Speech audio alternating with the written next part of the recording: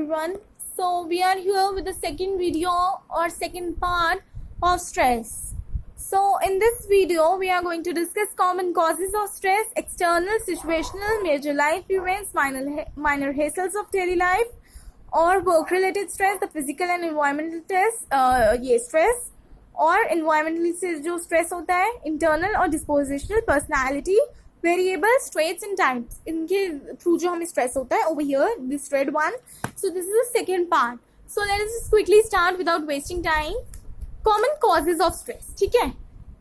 Stressful life events or major life events. Holmes and Rahe studied and gave people a rating for people by different stressors, ठीक है? हमारे पास बहुत सारे stressors होते हैं basically अगर हम बात करें तो, जैसे कि डिवोर्स हो गए, मैरिज हो गए, मतलब हर तरीके के स्ट्रेसेस होते हैं. जैसे कि कुछ पॉजिटिव स्ट्रेसेस हो गए, कुछ नेगेटिव स्ट्रेसेस हो गए. So let's just quickly.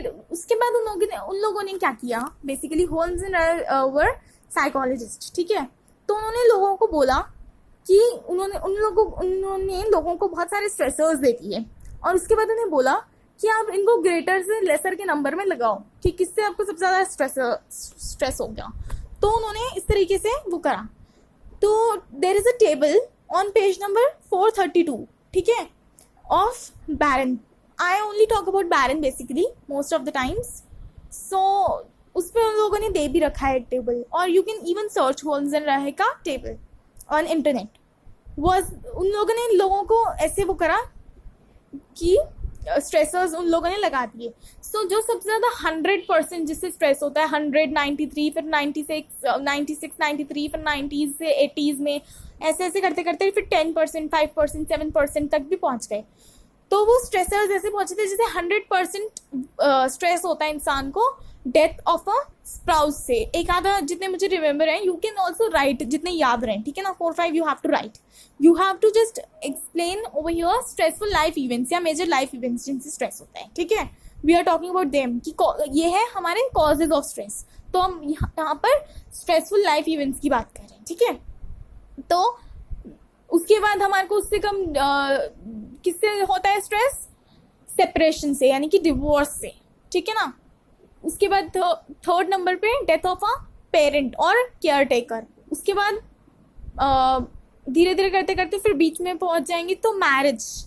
उसके बाद प्रेगनेंसी, उनमें भी स्ट्रेस होता है. और उसके बाद सबसे लो स्ट्रेस होता है, जैसे ये बेसिकली अंग्रेजों के हिसाब के साइकोलॉजिस्ट थे तो उन्होंने अपने हिसाब से बताया हुआ है. तो हमारे भी फेस्टिवल्स होते हैं तो हमें थोड़ा सा यू स्ट्रेस होता है ना.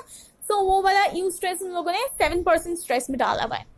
सो 7% स्ट्रेस उन्होंने लिखा हुआ है क्रिसमस, यानी कि अदर फेस्टिवल्स ऑल्सो, क्योंकि उनमें भी हमें स्ट्रेस होता है, ठीक है. अब उसके बाद इसकी ही स्टडी के बाद कोहेन और उनके कलीग्स ने एक और स्टडी करी. उन लोगों ने क्या किया, लोगों को मतलब, और ये बात भी पहले ये लोग प्रूव कर चुके थे, पर उस बात को और प्रूव और एविडेंसेस के साथ लाने के लिए कि लोग जो है अगर जिनको ज़्यादा स्ट्रेस होता है वो बहुत सीवियरली इल बन जाते हैं. और पहले वाली थ्योरीज में भी हमने ये पढ़ा ही है. तो उन्होंने क्या किया, लोगों को एक ऐसी नोज ड्रॉप दी जिसमें थोड़ा वायरस था. Those who actually had more stress, जिन लोगों में ज़्यादा स्ट्रेस था, they easily develop cold etcetera. उन लोगों ने बहुत आराम से कोल्ड या और बीमारियां और अच्छे से डेवलप करी जिन लोगों में ज़्यादा स्ट्रेस था. But those with less stress hardly develop cold. उन लोगों को भी वही नोज ड्रॉप दी लेकिन उनको कोई कोल्ड नहीं हुआ. और they were able to get over from cold over a short period only. बहुत शॉर्ट पीरियड में उन लोगों ने रिकवर कर लिया अगर उन्हें कोल्ड हुआ भी था तो इम्यूनिटी स्ट्रांग हो जाती है स्ट्रेस कम होने से भी. They want to prove this. अब हम आ जाते हैं इसी के दूसरे पार्ट में, minor hassles, HASSLES, hassles of daily life, ठीक है. हेसल्स क्या होता है? Annoying minor events of everyday life that cumulatively can affect psychological wellbeing. छोटी छोटी ऐसी बातें जिनसे हमें एक बार में तो फर्क नहीं पड़ता कि छोटी सी बात हो गई, छोटा सा मनमुटाव हो गया, कुछ नहीं होता, लेकिन हमें धीरे धीरे करते हुए उनसे ज्यादा स्ट्रेस हो सकता है, ठीक है ना. Basically they ask it for 1 marks only. और अगर आपसे मतलब 5 मार्क्स के लिए लॉन्ग पूछा होगा तो you just need to write the definition and give one example also that you can give anyway, ठीक है ना. For example you have a short fight with your parents, और मतलब बहस हो जाती है, ऐसा कुछ लिख सकते हो आप, ठीक है. सो हेजल्स वो होती हैं जो कि हमें एक बार में इफेक्ट नहीं करती, लेकिन अगर छोटी छोटी छोटी छोटी बहुत सारी बातें हो जाती हैं तो हमें बहुत अच्छा वो क्यूमुलेटिवली बहुत ज़्यादा मतलब इकट्ठा होकर हमें बहुत ज़्यादा साइकोलॉजिकल वेलबींग हमारी डिस्ट्रैक्ट कर सकते हैं, डिस्टर्ब कर सकते हैं। अब इसके बाद होता है वर्क रिलेटेड स्ट्रेस। अब हम एडल्ट की बात करें तो एडल्ट क्या होते हैं, most of the time they spend at work than any other activity, ठीक है ना। It is not at all surprising that jobs are the main source of stress. जो भी हम काम कर रहे होते हैं वो बेसिकली हमारा मेन सोर्स बन जाता है स्ट्रेस के। Some stressors are obvious example: blatant sexual harassment, discrimination, extreme overload या underload, ठीक है ना। कुछ तो बहुत सारे ऐसे causes होते हैं जो यानी कि कारण होते हैं जो बहुत common होते हैं कि if you are harassed then you might have a lot of stress. Discrimination होगा तो भी आपको स्ट्रेस होगा, यानी कि और एक्सट्रीम ओवरलोड होगा, बहुत ज़्यादा काम दे रखे होंगे उन लोगों ने आपको तो भी आपको प्रॉब्लम होगी, और अंडरलोड होगा कि मतलब आपके पास काम ही नहीं होगा, आपको तभी भी स्ट्रेस होगा, ठीक है ना। इसी का दूसरा पार्ट है रोल कॉन्फ्लिक्ट। अगर कोई आपको कॉन्फ्लिक्ट हो, मतलब आपका किसी से झगड़ा होगा कि कोई आपको टारगेट कर रहा है, आपके पीछे ही पड़ा हुआ है, तो आपको प्रॉब्लम होगी। Being target of conflicted demands और expected from different groups of people, ये लोग आपसे बहुत ज़्यादा एक्सपेक्टेशंस कर रहे हैं तो आपको प्रॉब्लम होगी। या फिर तीसरा, परफॉर्मेंस अप्रेजल्स नहीं मिल रही होंगी, यानी कि वो आपको प्रॉपर सैलरी नहीं दे रहे होंगे, प्रॉपर आपका मतलब जितना आप डिजर्व करते हो आपको उतना नहीं दे रहे होंगे, तो आपको प्रॉब्लम होगी, ठीक है ना। या आपको अपलॉड नहीं कर रहे होंगे या आपके काम की तारीफ नहीं हो रही होगी, तब भी आपको प्रॉब्लम होगा, ठीक है ना। अब कोपिंग कैसे करते हैं, इसके साथ साथ इन्होंने कोपिंग भी स्ट्रैटेजीज भी दे रखी हैं, ठीक है। Employees can reduce work place stress by considering person environment fit, यानी कि जो काम के लिए वो बने हैं अगर वो उसी काम को करें, जैसे कुछ लोगों का दिमाग होता है वो कंप्यूटर में, लैपटॉप में, उसमें ज़्यादा घुसे रह सकते हैं और वो उसमें काम अच्छे से कर सकते हैं, सो वो लोग वैसे तरीके का काम करें। एंड कुछ लोग होते हैं जो मेरे को, जैसे मैं हूँ पर्सनली, मेरे को ज़्यादा फ़ोन लैपटॉप में घुस के काम होता नहीं है मेरे से, मतलब I have taken the books, so in this way I can work like this way. I can write, but not in computers, but in books. So इस तरीके से लिखना, तो हर किसी को अलग तरीका होता है हर किसी का। But my sister, she can work in laptop, so she has a different way. So उसके हिसाब से लोगों को अपना जो है अपना दिमाग लगा के अपने आप को चेक करना पड़ता है कि हम इस environment के लिए, क्या हम as a person इस environment के लिए fit रहेंगे। So the appropriateness of the fit or match between a person and his or her work environment, a poor fit may produce stress. अगर person environment fit जो है अच्छा नहीं होगा तो उससे stress होगा। Sources of social support both on and off the job can serve as buffer against stressful events that occur at work. अगर आपको सोशली लोग सपोर्ट नहीं करेंगे तो ऑब्वियसली आप जो है डिप्रेस होंगे और प्रॉब्लम्स आपकी लाइफ में क्रिएट होंगी, स्ट्रेसेस होंगे, ठीक है ना। सो इसीलिए जॉब पे भी और जॉब के अलावा भी, जैसे कि अगर एक एज ए टीचर अगर बात करें तो अगर एक टीचर जॉब कर रही है तो उसको मतलब सुबह जल्दी उठना पड़ेगा, अपने लिए टिफ़िन बनाना पड़ेगा, अपने हस्बैंड के लिए टिफ़िन बनाना पड़ेगा, अगर if both of them are working, ठीक है। उसको जॉब पे जाना होगा, उसके बाद आके उसको काम करना होगा, दोबारा से लंच वंच प्रिपेयर करना होगा। So if her family will not cooperate her, she will not be able to work, that is there for sure, ठीक है ना। सो इसीलिए जो आप जॉब कर रहे हो और टीचर की लाइफ ही अगर हम देखें तो वहाँ पर अगर बच्चे उसको ये करेंगे क्या बहुत बेकार टीचर हो, बहुत बेकार टीचर हो, आपको पढ़ाया कुछ समझ नहीं आता, सो मे बी कि वो वहाँ पर उसकी वजह से उससे काम ना होए, उसको स्ट्रेस हो जाए, और हो सकता है कि अगर वो टीचर घर में उसको सपोर्ट ना मिले तो वो तभी भी काम नहीं कर पाएगी। सो इसीलिए ये चीज़ों का ध्यान रखना बहुत ज़रूरी है कि दोनों तरह से, सोशली भी और फैमिली वाइज भी, दोनों तरह से सपोर्ट मिले। Finally, companies can also help reduce the potential of negative effects of workplace stress, that is by implementing inventing that improve their employees, ठीक है ना। कुछ ऐसी चीज़ें लगाएं कंपनीज जो है जो उनका स्ट्रेस कम करें, जैसे कि आई हैव रेड समवेयर कि जैसे बैम्बू वगैरह जो इंडोर प्लांट्स होते हैं अगर हम ऑफिस में वो रखें तो अच्छा रहेगा, और घर में भी आप स्ट्रेस कम करने के लिए according to 1 person there should be 4 plants, 4 पौधे लगे होने चाहिए एक इंसान के हिसाब से। तो मतलब if there are 5 people in a family तो according to that 20 plants should be there, and more you should plant more trees. It reduces your stress level of your family, ठीक है ना। So next is physical environment. Physical environment की बात कर लेते हैं। There are 3 types of there are 3 types which increase stress. These are crowding, noise and temperature. ठीक है, ये है. इसमें हमारी बात कर लेते हैं हम crowding. It is noticed that stress increasing in both animals also and humans also when crowding occurs. जब भी क्राउडिंग यानी कि भीड़ भड़ाका हो जाता है तो उससे क्या होता है कि ह्यूमन्स में भी और एनिमल्स में भी स्ट्रेस का लेवल जो होता है वो इंक्रीज हो जाता है.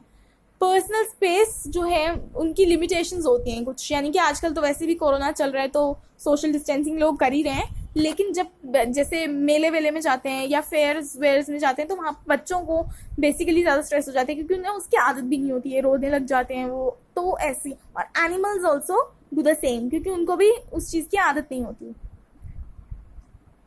और कभी कभी हमें ऐसा लगता है कि we should confine our self और वी फील फ्रस्ट्रेटेड और irritated when there is crowding. ठीक है ना, lot of crowding is there, you feel frustrated, irritability and confinement. ऐसा लगता है कि अपने आप को कहीं बंद कर लें, छुपा लें. So another factor is noise. Noise के लिए क्या है, it activates stress hormone. Studies illustrate that a person is already irritable and angry and annoyed. Uncontrollable noise that can lead to be that cannot be escaped can be tripping point for violence. अगर जो है इंसान को गुस्सा आ रहा है और उसको वो कहीं शोर वाले एरिया में उसको गुस्सा आ रहा है और शोर बढ़ रहा है और गुस्सा भी बढ़ रहा है तो क्या होगा, वायलेंस भी हो सकता है, यानी कि उसका हाथ भी उठ सकता है जिसको गुस्सा आ रहा है.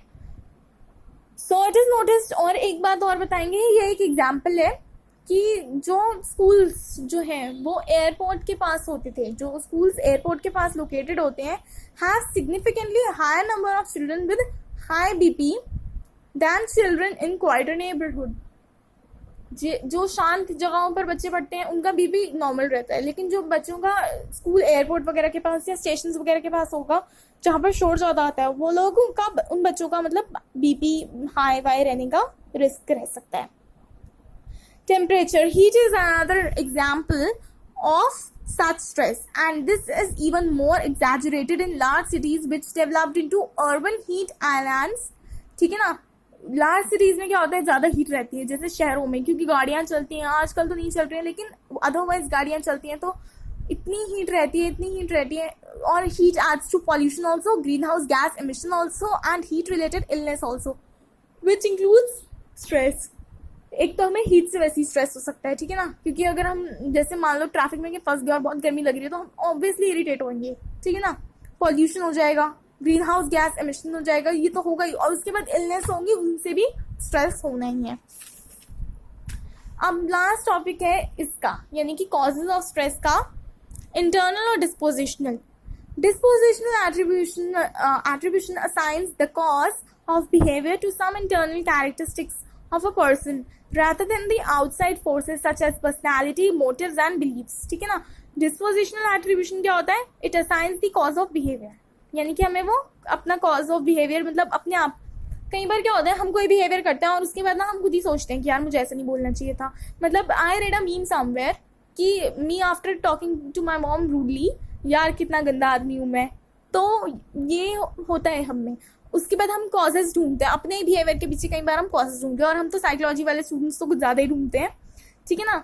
Internal characteristics of a person rather than the outside forces. कई बार क्या होता है कि बाहर से तो हमें कोई हीट या टेम्परेचर डिस्टर्ब नहीं कर रहा होता, लेकिन फिर भी हमारे अपने मोटिव्स, अपनी पर्सनैलिटी और अपने बिलीफ्स, यानी कि मान लो कोई बहुत ट्रेडिशनल फैमिली का है, उसकी बेटी अगर कुछ ऐसे कपड़े पहनेगी जो ट्रेडिशनल फैमिलीज में नहीं वेयर करते हैं, ठीक है ना, तो इस वजह से वो ऑटोमेटिकली उसको डांटेगी, मार भी सकती है, पीट भी सकती है, वायलेंट हो सकती है इस बात पे. So it is because of her belief particularly. Personality. One of the internal causes of stress is personality. कुछ लोगों की पर्सनैलिटी ऐसी होती है. N optimistic person who has great expectancy for a good outcome tends to be more relaxed, stress resistant than a pessimistic person who has a general expectancy for a poor outcome. अगर किसी को ये होगा कि मेरा तो जो मैं करूँगा वो बेकार ही होएगा, अच्छा नहीं होएगा, सो उसका जो बिहेवियर होगा और उसका जो स्ट्रेस लेवल होगा वो बेकार होगा, मतलब बहुत ज़्यादा स्ट्रेस में होगा वो, उसका जो वो होगा मूड होगा वो खराब ही रहेगा. और एक ऑप्टिमिस्टिक पर्सन होगा जो खुश रहता होगा, अच्छा एक्सपेक्ट करेगा, वो ज़्यादा रिलैक्स्ड रहेगा और ज़्यादा कंपोज होगा, मतलब अच्छी उसका मूड अच्छा रहेगा, ठीक है. So you need to be optimistic personality. But हम अपनी पर्सनैलिटी खुद नहीं बनाते हैं, सो पर्सनैलिटी इट डिपेंड्स. उसके बाद मोटिव्स आएंगे. Motives, another important factor is motive. Stress can be caused when there is a conflict between two or more motives or needs. कई बार क्या होता है, as far as I remember, I have told, मतलब when I was in class 11th, I have studied it. बहुत सारी conflicts होती हैं कि अवॉइडेंस, अप्रोच की दो मोटिव्स ऐसे होते हैं, और अप्रोच अवॉइडेंस, मल्टीपल अप्रोच और मल्टीपल अवॉइडेंस कन्फ्लिक्ट हो जाती हैं. ठीक है ना, मन में कि या तो आज मार खा लो या तो कल मार खा लेना. अवॉइडेंस, अप्रोच, या तो आइसक्रीम खा लो या फिर डोसा खा लो. Both approach. ठीक है ना. Maybe for someone ice cream और chocolate is a better example. या तो आइसक्रीम खा लो या तो चॉकलेट खा लो. So there are various motives. अब motives के बारे में बात करें. Another important factor is the motive. Stress can be caused when there is a conflict between two or more motives or needs. Example, whether to choose psychology or maths. ठीक है ना. क्या होगा कि हमारे को कभी कभी मोटिव्स में भी प्रॉब्लम हो जाती है कि हमें कौन से मोटिव्स वो करने चाहिए. ठीक है ना, कि या तो हम एक ही चूज कर सकते हैं. साइकोलॉजी भी बहुत अच्छी लगती है और मैथ्स भी बहुत अच्छी लगती है. वैसे मुझे तो पर्सनली मैथ्स बिल्कुल अच्छी नहीं लगती, क्यों, लेकिन इंग्लिश में हो सकता है कि एक ही ले सकते हैं उन दोनों में से. तो you will get confuse definitely कि कौन सी लें. देयर में भी कंफ्लिक्ट ऑफ वैल्यूज हो सकता है कि वैल्यूज की कंफ्लिक्ट हो जाए. When a person is prescribed to take any action that may be against the values held by the person. हो सकता है कि my family might force me to take maths. ठीक है ना, like my family was earlier also forcing me to take maths. You should take maths is important. You have already taken, when I took humanities actually. So they were like, you should have taken maths also with humanities. Then only you can prepare for some civil services. But I was not actually interested. So they asked me to choose maths. And for me, psychology was more important. I was going to take humanities just because of psychology. I want to study psychology. So for me, my values were different. And for them, the values were different. But you should choose something which is suitable for you. Because now, ultimately, I am the one because who have to study. So, motives की वजह से भी कई बार हमें stress हो जाता है. At that time, I was in a lot of stress. कि what to choose. Should I go according to my family or according to myself? But ultimately, I agreed them. Now the third and the last one. After this, it will end. Third one is beliefs. Many people drive themselves ruthlessly towards achieving unrealistically high standards in achieving a goal, which creates internal pressure and thus causes stress. Now see, कुछ लोगों में ये होता है कि मुझे तो हर चीज़ perfectly ही करनी है, हर चीज़ अच्छे से ही करनी है. एग्जाम्पल भी यही दे रखा है, I must do everything perfectly. So such expectations lead to disappointment. कभी कभी हमें लगता है कि हम हर चीज़ अच्छे से ही करेंगे. अगर हम हर चीज़ अच्छे से नहीं कर पाएंगे तो हम लोग क्या करेंगे, मतलब मुझे अच्छा नहीं लगेगा. तो कई बार हम लोग ऐसी बिलीव्स रखते हैं अपने आप से, और अपने आप से कुछ ज़्यादा एक्सपेक्ट कर लेते हैं. उसकी वजह से हमें प्रॉब्लम्स होने लग जाती हैं और हम डिसअपॉइंट होते हैं, और उससे हमें अल्टीमेटली स्ट्रेस हो जाता है. ठीक है, तो this is it for today's video. इसके बाद नेक्स्ट वीडियो में हम इफेक्ट्स ऑफ स्ट्रेस पढ़ेंगे. And do subscribe to my channel. Thank you.